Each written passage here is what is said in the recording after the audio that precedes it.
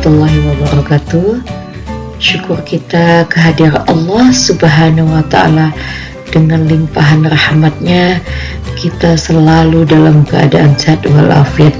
Salawat dan salam kepada junjungan Nabi besar Muhammad Sallallahu Alaihi Wasallam. Baiklah anak-anak ibu semua, sebelum kita memulai pembelajaran, ibu harapkan anak-anak ibu membaca doa, karena apa yang kita baca mudah-mudahan memberikan keberkahan dan kemudahan bagi segala urusan kita. Terima kasih ibu ucapkan. Baiklah, kita akan memasuki pelajaran PPKN bab 6, yaitu bagian yang kedua. Pada video pembelajaran sebelumnya kita telah membahas tentang bagaimana cara memperkuat komitmen kebangsaan di Indonesia ini. Adapun tujuan pembelajaran bab ke-6 ini adalah diharapkan siswa memiliki jiwa persatuan dan kesatuan, sehingga setiap diri siswa memiliki komitmen untuk memelihara persatuan dan kesatuan di mana saja berada. Pembahasan kita kali ini adalah bagian C, yaitu Negara Kesatuan Republik Indonesia sebagai satu kesatuan. Di dalam Undang-Undang Dasar Negara Republik Indonesia tahun 1945 pasal 1 ayat 1 dinyatakan bahwa negara Indonesia adalah negara kesatuan yang berbentuk republik.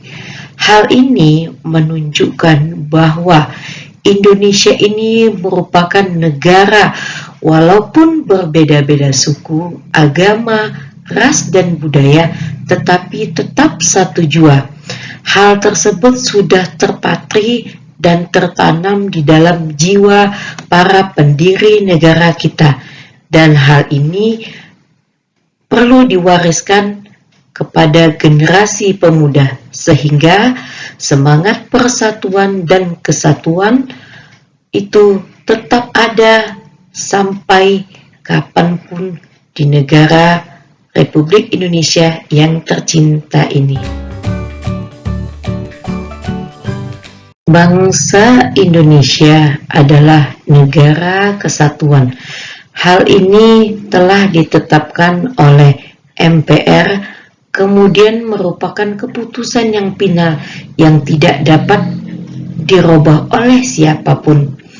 Kemudian dari kesatuan inilah maka melahirkan 5 pandangan sebagai bangsa yang satu, yaitu yang pertama adalah Indonesia sebagai satu kesatuan politik. Artinya Pancasila merupakan dasar negara Indonesia dan falsafah serta ideologi.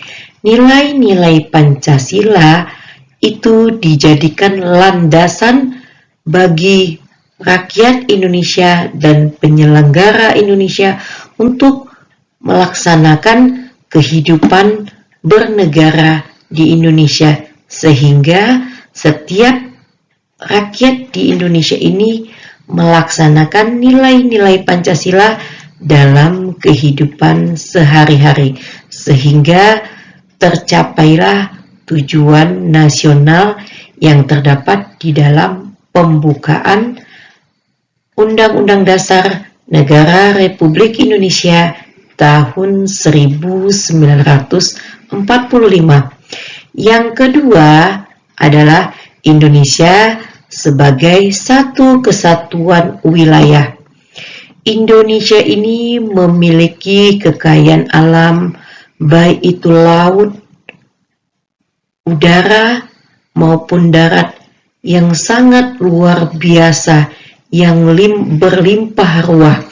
Kemudian oleh generasi muda, hal ini perlu dikembangkan dan dibudidayakan sehingga bisa menghasilkan sumber daya alam yang dapat dimanfaatkan dalam kehidupan sehari-hari.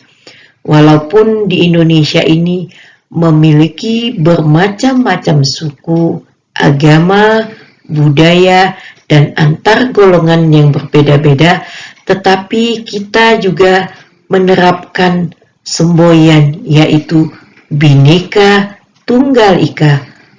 Walaupun berbeda-beda, tetap satu jua.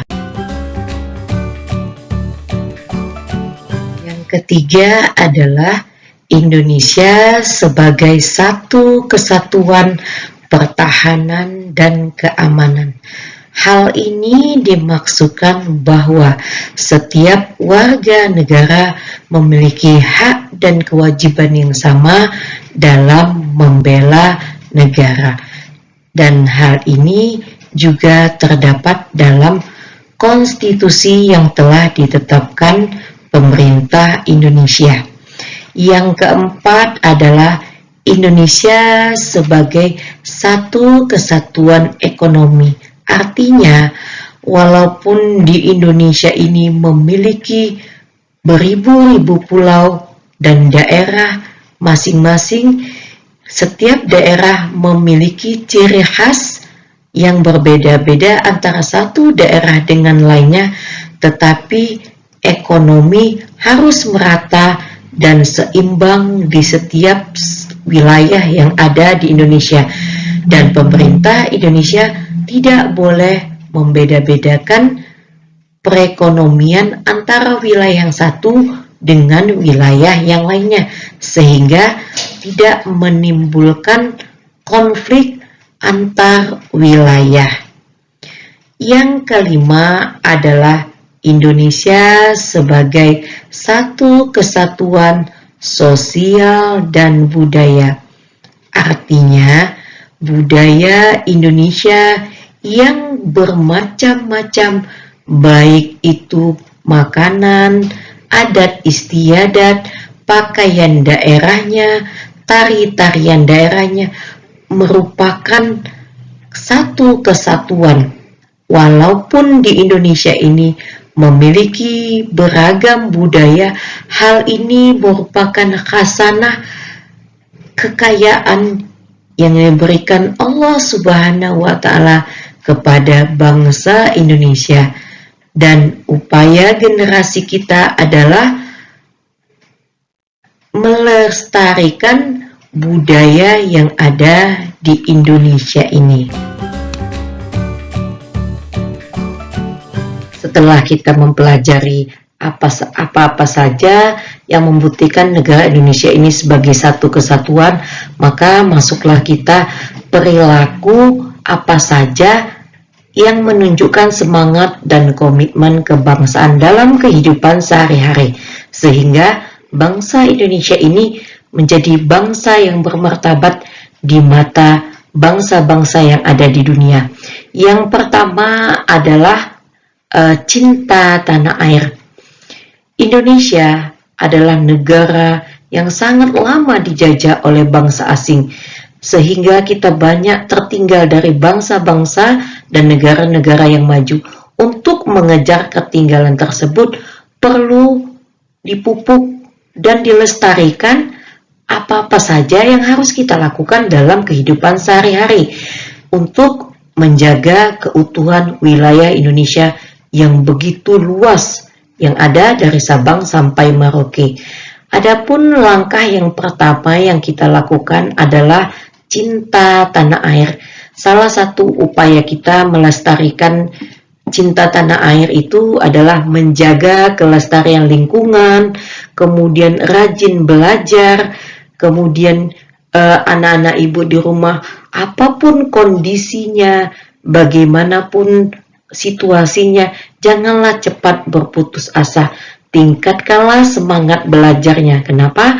Dengan kita rajin belajar, maka akan merubah suatu pemikiran kita, kemudian anak-anak ibu juga akan menjadi generasi yang cerdas yang bisa membawa Indonesia ke negara yang maju seperti negara-negara yang lainnya. Yang kedua, langkah yang kedua adalah membina persatuan dan kesatuan. Adapun contoh di sini yaitu kita saling menghormati antara suku, agama, budaya yang ada di setiap daerah yang ada di Indonesia ini. Yang kedua, mempelajari budaya-budaya yang ada, misalnya saja suku Aceh, kemudian dia belajar budaya Aceh, ataupun juga boleh seandainya dia suku Minangkabau, dia mau belajar budaya Minang Aceh atau budaya Jawa, silakan saja. Ya, itu harus dipertahankan. Kemudian kita mengenal beberapa budaya yang ada di Indonesia sehingga kita mengetahui kekayaan yang ada di bumi Nusantara ini. Yang ketiga adalah tidak membeda-bedakan manusia. Kenapa? Karena setiap manusia pasti memiliki potensi yang berbeda-beda. Yang membedakan kita dengan manusia yang lainnya adalah ketakwaan kita. Setiap manusia yang bertakwa itu otomatis akan menjalankan kehidupan yang baik, yang sesuai dengan ajaran agamanya masing-masing.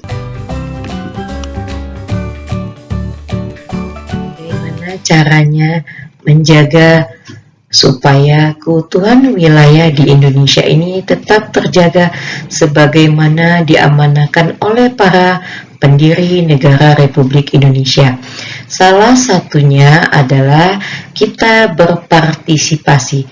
Partisipasi adalah mau mengikuti kegiatan-kegiatan yang tujuannya menjaga keutuhan wilayah Indonesia. Adapun berpartisipasi yang ketiga adalah rela berkorban. Contohnya adalah mengorbankan tenaga, misalnya seorang siswa mengorbankan tenaga dan pikirannya untuk belajar sungguh-sungguh sehingga mendapatkan hasil belajarnya yang baik dan dapat merubah tingkah lakunya dari yang tidak tahu atau yang buruk menjadi lebih baik lagi sehingga menjadi generasi yang dapat meneruskan cita-cita perjuangan para pahlawan negara Indonesia. Adapun contoh yang kedua adalah kita berusaha menjalankan peraturan-peraturan yang telah ditetapkan oleh pemerintah, kemudian menjauhi perbuatan-perbuatan yang merugikan negara kita.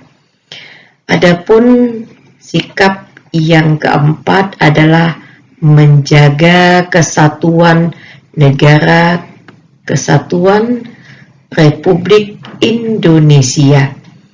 Salah satu contoh yang ada di slide ini adalah kita saling menghormati setiap perbedaan suku, agama yang ada di lingkungan kita, kemudian menaati peraturan baik itu di rumah, di sekolah, maupun di masyarakat serta negara.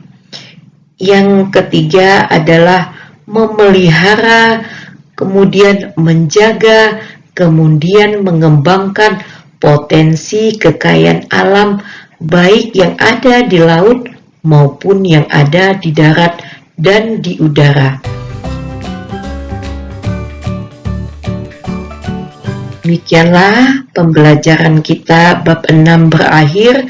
Mudah-mudahan apa yang Ibu sampaikan dapat kita terapkan bersama dalam kehidupan sehari-hari. Di slide terakhir ini Ibu ada menuliskan latihan, silakan anak-anak ibu tulis di buku tulis PPKN-nya. Dan ibu akhiri, Assalamualaikum warahmatullahi wabarakatuh.